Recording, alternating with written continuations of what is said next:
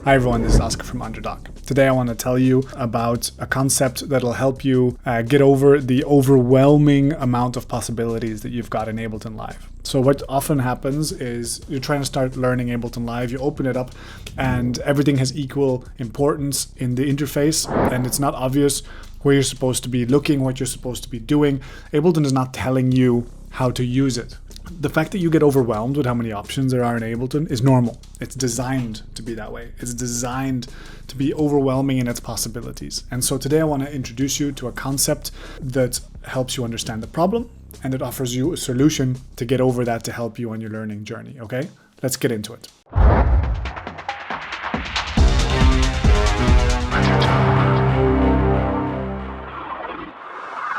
Before we go any further, like the video, subscribe to the channel, click the bell icon because we need this channel to grow ASAP, okay? Thanks. So the concept we're going to talk about today comes from psychology and design and it's called affordances.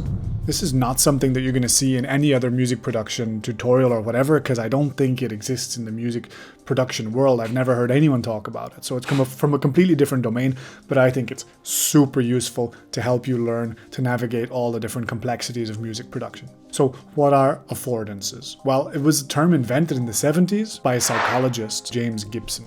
This idea was later translated from, let's say, the psychological domain to the design domain by a guy called Donald Norman in a book called The Design of Everyday Things, where he says that the affordances of the object are the perceived possibilities of use of that object.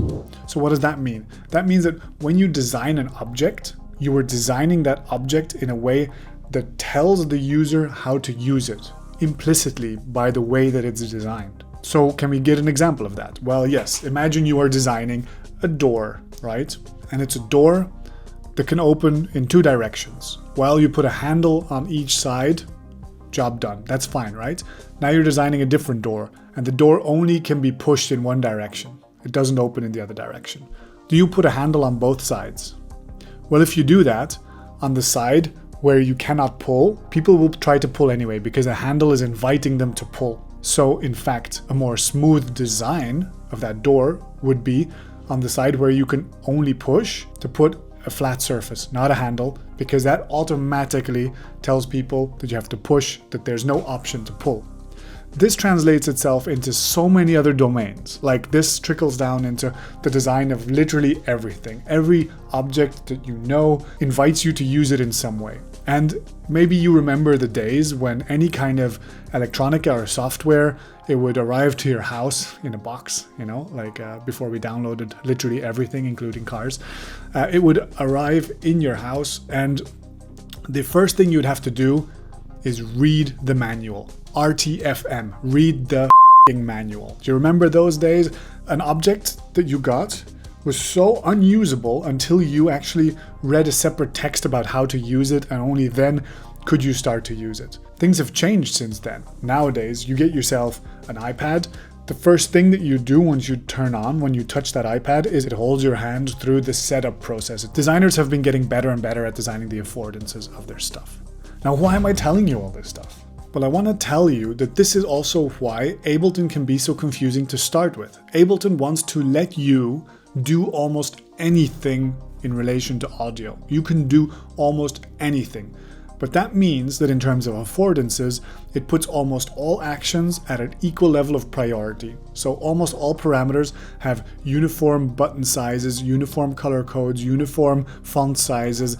The interface is designed in little blocks where it's not obvious which ones are the most gratifying to twist and which ones are the most gratifying to tweak and program. In fact, Ableton assumes that you already in your mind have a mental model of what you want to do and then do it through Ableton as the tool that you already know how to use. Now, what if you don't see the matrix yet? What if you don't have a mental model in your mind about how to do all this stuff? Well then, you're in for some trouble, right? You're in for some trouble. You're here to be overwhelmed by Ableton. By the way, if you are looking for a way to see the matrix and to get like an A to Z system for making electronic music, check out our bootcamps and our deep dives on www.underdog.brussels. These are online classrooms with real teachers that walk you through systematically how to make your first electronic music tracks. So anyway, back to Ableton. If you need to be able to see the matrix to be able to use it, then how do you learn how to see the matrix? Well, that's where I want to offer you a solution. To understand the affordances that have shaped electronic music, look to the people who have integrated those the deepest into the design of their products, and those are the hardware manufacturers. People who create analog gear, they have to think long and hard about every single placement of every single transistor, the size and color of every knob, in a way that software designers maybe don't have to. Let's look, for instance, at a modern synthesizer, the Moog Subsequent 37. Look at the image of it here. Now, see this button right here. This is the filter cutoff button, which is probably the one most exciting parameter on an entire synthesizer. And see how that button is like twice the size of every other button. See how it's saying like, twist me, like reach out to me, turn me, this is going to be fun, let's do this. This is the button you want to be looking at. That's just how it's designed, and it's a good design because indeed that is the first place you want to be reaching out to if you're going to be manipulating your sound. So trust hardware designers to invite you to manipulate the sound in the most interesting way possible. I want to give you another example. Imagine we're in Ableton and we're trying to program a 909 kick drum. So a modern Ableton-based workflow for this might be that you take a sampler, you put a 909 kick drum sample in there, and you trigger it. Now, you put this into your song and you say, I'd like to tweak this sound a little bit because it's not totally gelling with my song. I just need to change it a tiny bit. Now, what can I change about it? Well, in Sampler, you have exactly 6,348 options. I mean, that's not an exact number, but you have way too many options. And in fact, the solution to all this would be to look at the original 909 and have a look on the dashboard of the 909.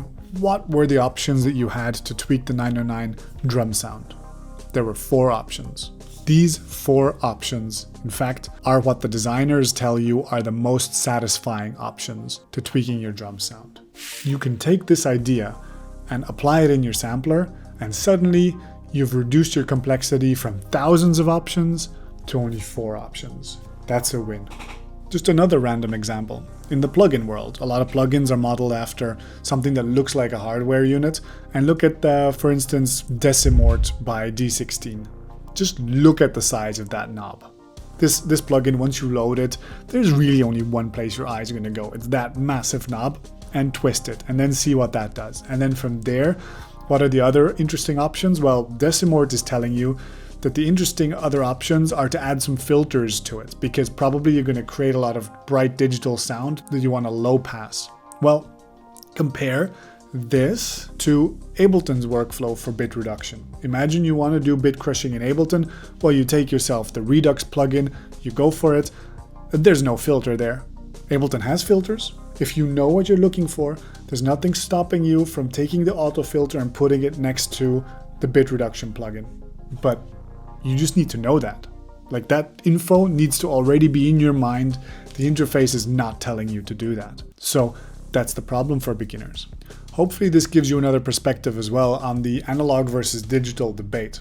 I think it's valuable for any producer or musician to at least be familiar with both the digital and the analog workflows for whatever they're trying to make, but just understanding the affordances that are in the design of these objects helps you look for those parameters in the digital world as well. With all of Ableton's power comes the curse of having too many options. It's the blessing and the curse.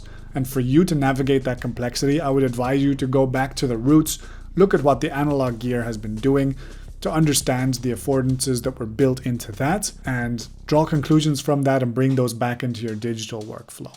Now listen, if you are a beginner and you are programming your first music and your first drums, let's say, and you're starting to feel overwhelmed with too many options, well, we've made a video to help you design your first drums, to give you 3 starting points on 3 different styles of drums that you could program into your music. Check out this video here to look at some of those classic drum sounds. And if you're struggling to program the actual patterns of your first beat, check out this video here for the very basic first patterns.